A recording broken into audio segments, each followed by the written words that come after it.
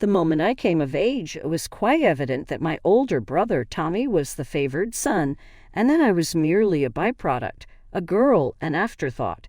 Without fail, Mom would remind Nicole to be home by 3:30 in the morning so she could assist her brother prepare lunch.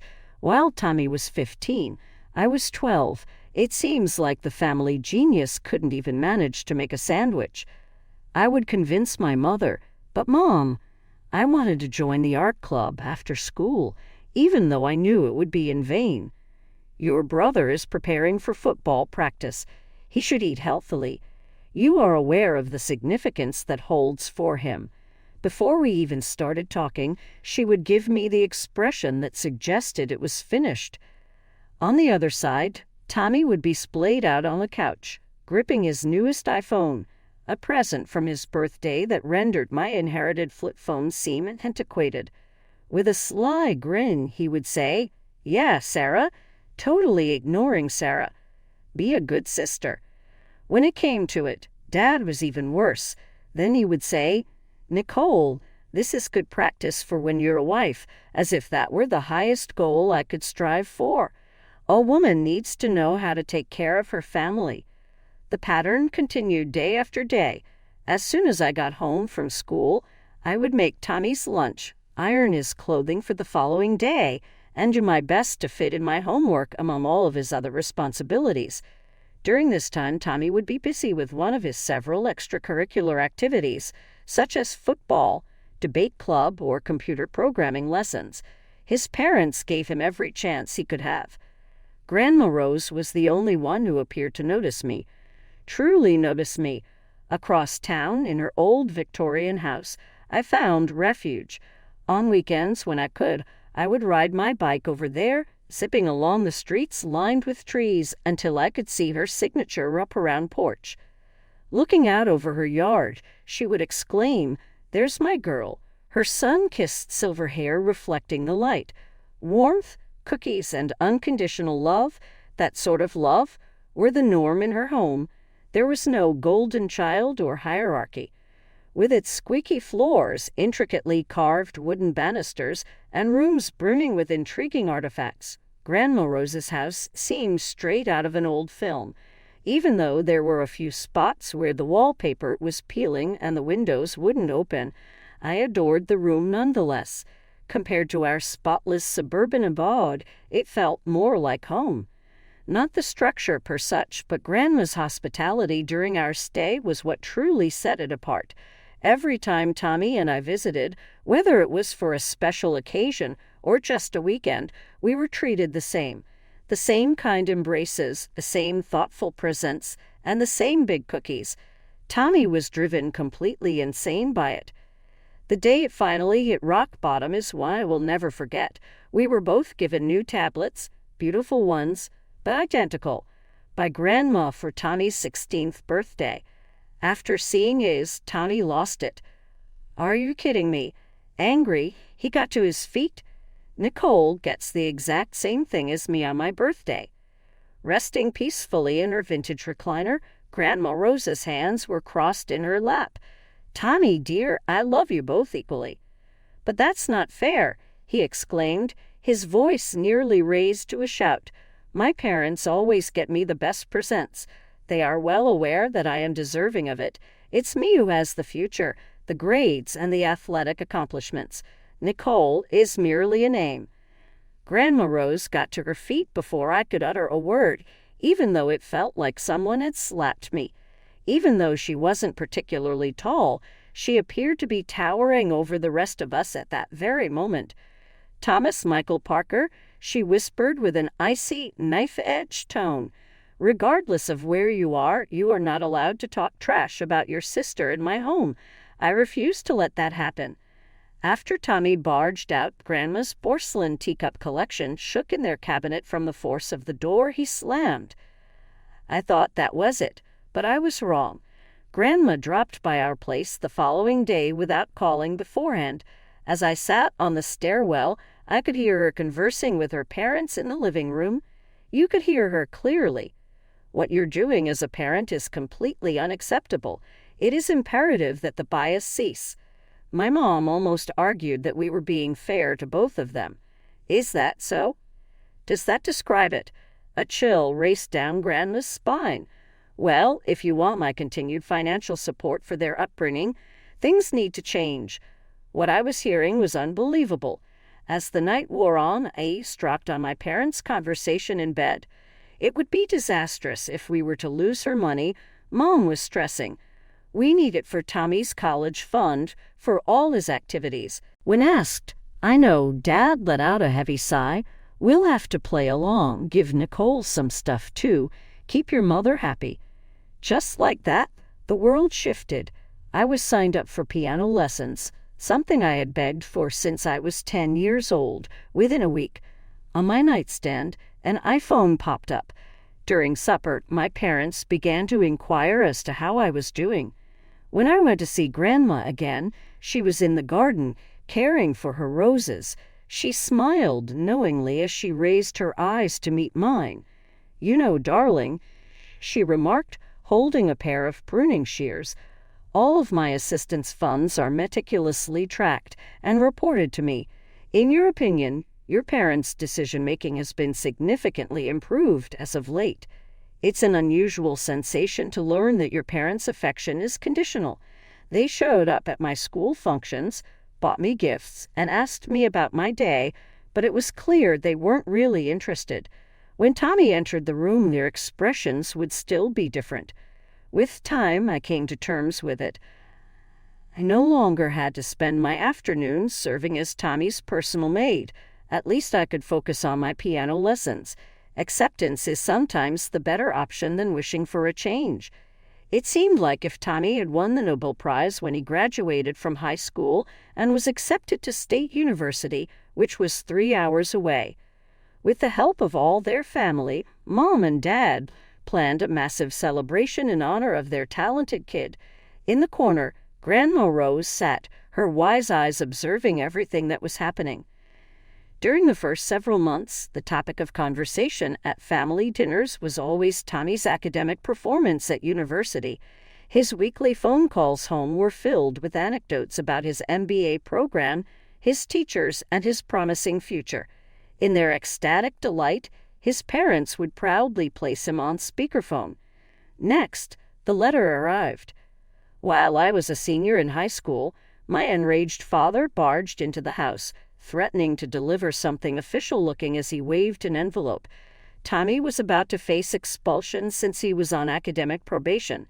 His claims of study sessions turned out to be nothing more than excuses to have parties. He was hardly ever in class. A day later, Grandma Rose made her appearance. Her fury was unlike anything I had ever witnessed before.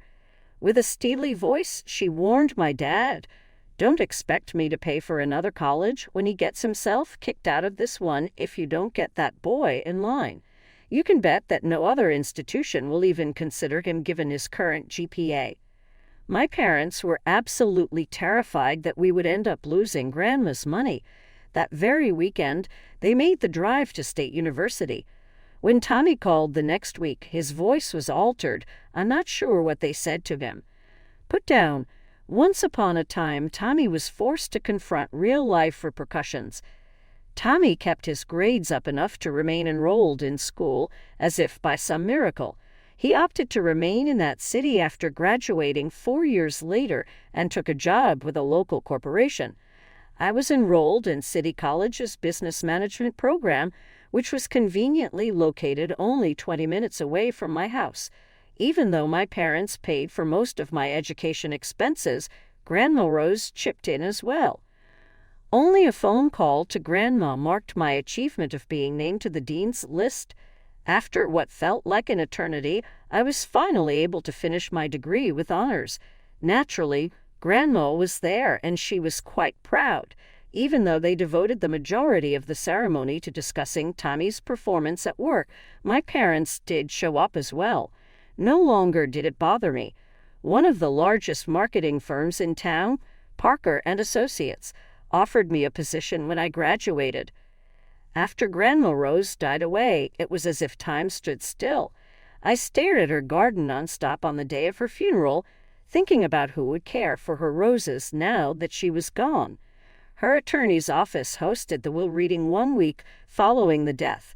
Despite his pricey outfit, Tommy, who was flying in from out of state, looked like a little boy playing dress-up.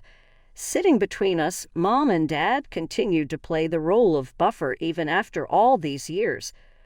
Her 2 grandkids, Nicole and Thomas Parker, are to be divided Mrs. Rose Parker's estate.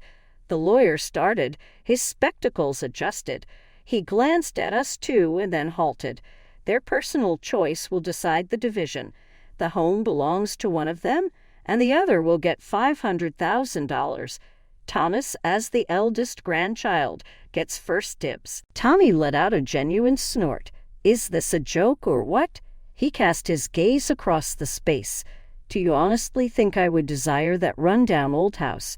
Sure, I'll accept the cash. Prepare to be amazed. To prove to everyone that I am capable, I intend to launch my own business. The creaky floors and strange odors of the old lady's house are Nicole's. My chest tightened as I remained still. The dwelling, home of Grandma, my safe haven throughout that time?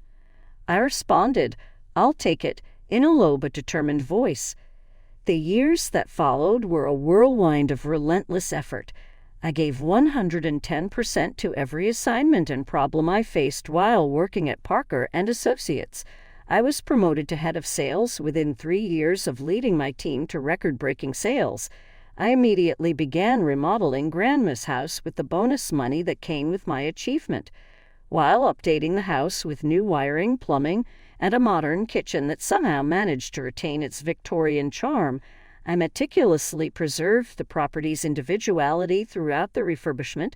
I took it upon myself to tend to Grandma's garden, absorbing all the knowledge I could find about roses in the process. Upon completion, Mom and Dad paid a visit. As they strolled through the renovated rooms, I noticed their expressions change as they took in the crown molding, hardwood flooring, and gourmet kitchen. I can't believe it. Mom caressed the marble countertop with her fingertips.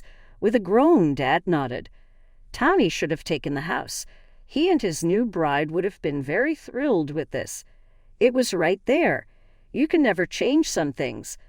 By the way, have you received any news from your brother recently? Mom continued, attempting to sound inoffensive. I hadn't, naturally. His wedding was 6 months ago, and none of us were invited. With her family and friends as witnesses, he tied the knot in her hometown. My mom showed me some photos she found on Facebook of Tommy and his new bride, Rebecca, and they were both dressed in fashionable white. Rebecca was ecstatic. While I was tending to Grandma's roses on a Sunday afternoon, the doorbell rang. I carefully dried my hands before going to the door as I didn't think anyone would be there. I was on the verge of letting my gardening gloves slip when I ripped it open. Tommy, who had been posing as an accomplished businessman on social media, stood there, completely unrecognizable. Rebecca, his wife, was standing behind him in the wedding photos. As if she were inspecting my home, she swung around in her luxury clothing and applied an excessive amount of cosmetics. Tommy shot me a pitying expression. Nikki, you and I could have a one-on-one conversation. My home office was once Grandma's study, and we entered it together. After we walked out, Tommy shut the door and looked at me with a desperate expression, one I had never seen before. Squeezing out a barely audible, I need your help, sis, he spoke. A company that's bad. It's going to be disastrous for us. Our residence was forfeited, and caressing his locks, he continued, how about we spend some time here, at least till things improve? Abashed, I remained still. Unless you include the years of demanding lunches and immaculate clothes, Tommy had never asked me for anything before. When he added, please, I finally saw my brother rather than my parents' prized possession, something I hadn't done since we were little. I caught myself saying, all right, but just temporarily. Again, my doorbell rang first thing in the morning. Both parents were so elated that they were nearly jumping up and down. Tommy had us come over the minute he said it. Rebecca was embraced by Mom as she hurried by me. "Ah, how wonderful it is to finally meet you in person. Our hearts are overjoyed." I should have blended in for the following 2 hours. In response to Mom's stern request, I brought out the coffee and listened as Rebecca regaled my parents with tales of her extended relatives, her extensive social circle, and Tommy's astute business acumen. "Just be a good girl and whip up a meal for us," Mom said as I made my way to the kitchen. "Something lovely. Rebecca has a taste for good cuisine." The subsequent weeks were defined by that. Tommy and Rebecca would be relaxing in my living room when I returned from a long day at the office, as if dinner would just materialize. "Are you not going to begin preparing meals?" Rebecca inquired one night while engrossed in her phone. "Our food supply is almost exhausted." I told them. I just worked a 12-hour day as I set down my briefcase. "Why don't you whip up a meal?" Rebecca cocked her head sharply and narrowed her eyes. "Pardon me, you ought to feel thankful that we allowed you to remain here at all. Making decent food is the very least you can do." Perplexed, I looked over at Tommy. Returning to the study, he drew me inside. "Listen," he said with a hint of urgency. "Rebecca believes this is my home. She believes I'm being kind by letting you stay here. She has affluent family roots and is accustomed to a certain way of life. When she learns that I'm nearly bankrupt," he sounded trembling, "she'll abandon me."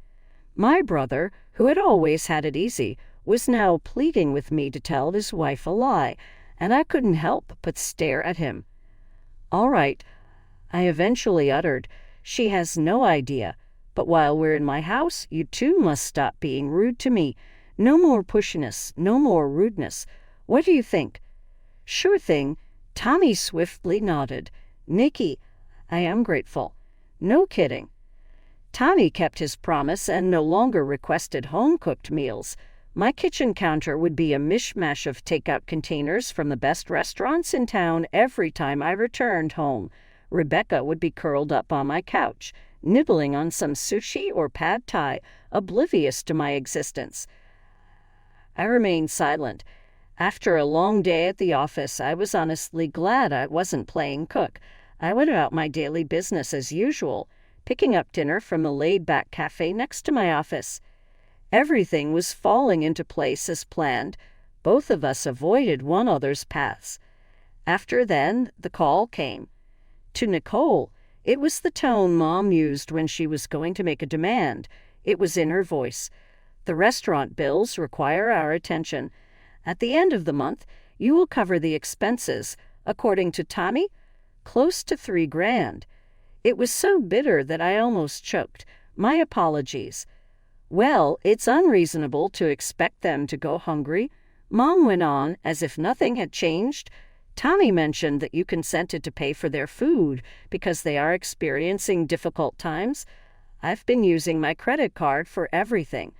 I will send you a text message with the transfers account information." With trembling hands, I ended the call and quickly retrieved my text messages, among which I sent to Tommy. "See me right away."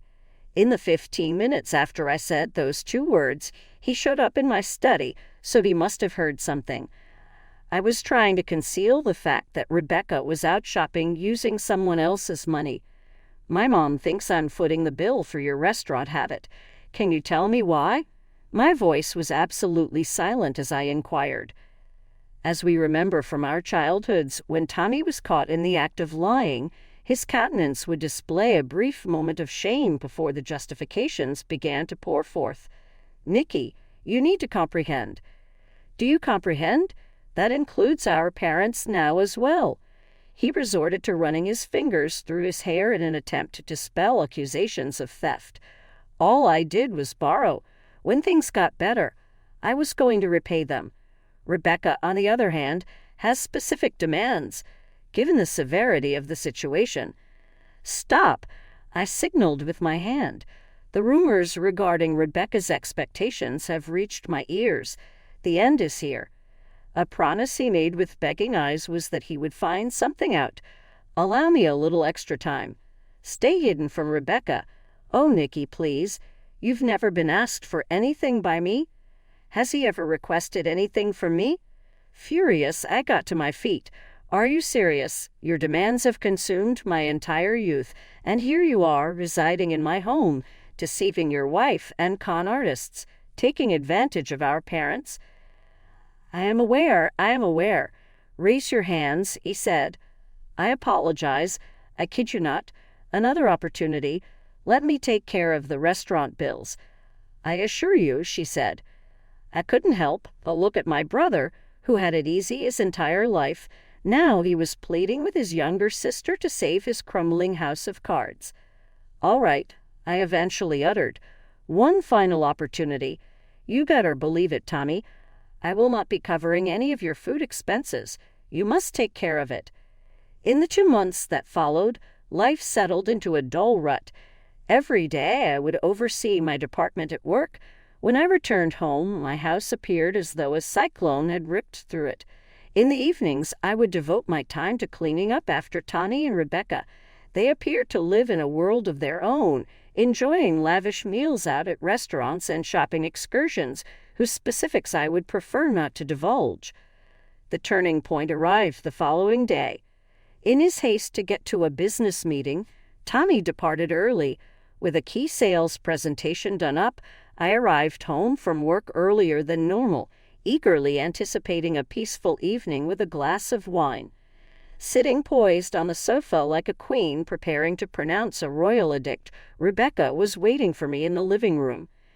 She proclaimed, "We need to talk," pointing to the recliner across from her.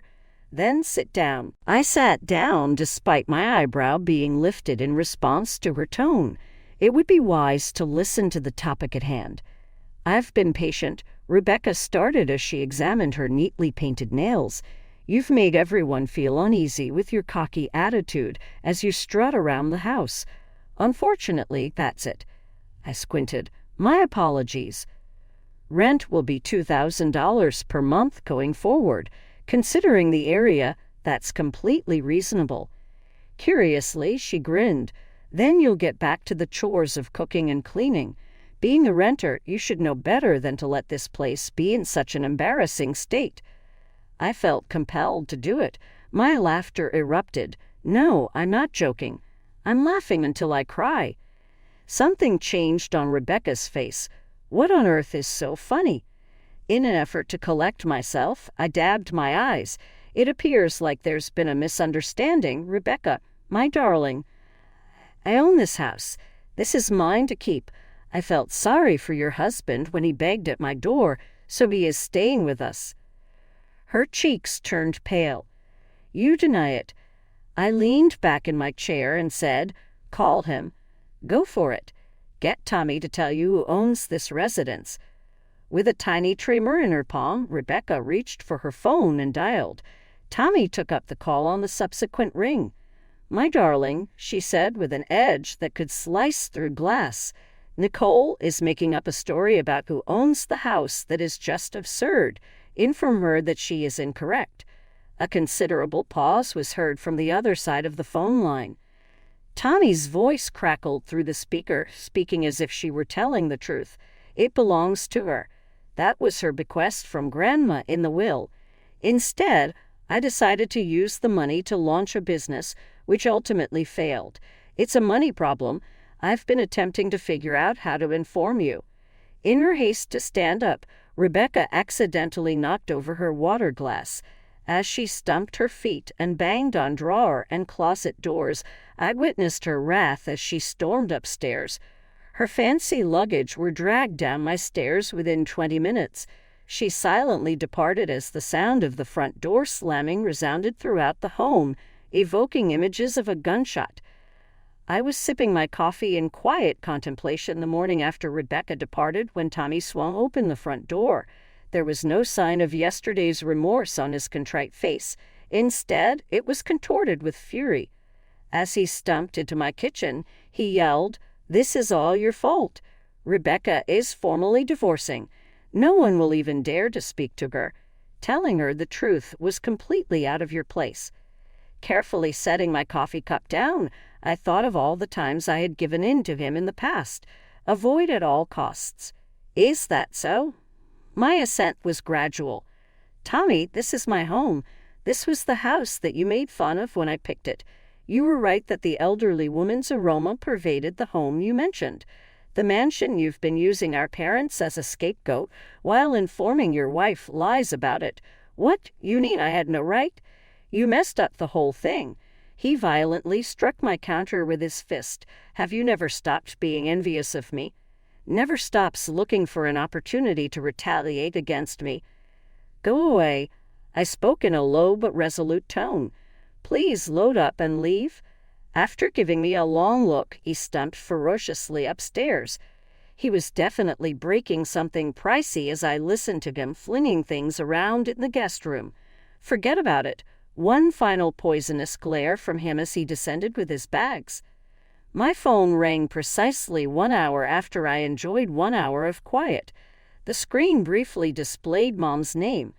How on earth could you treat your brother this way? She remained silent throughout.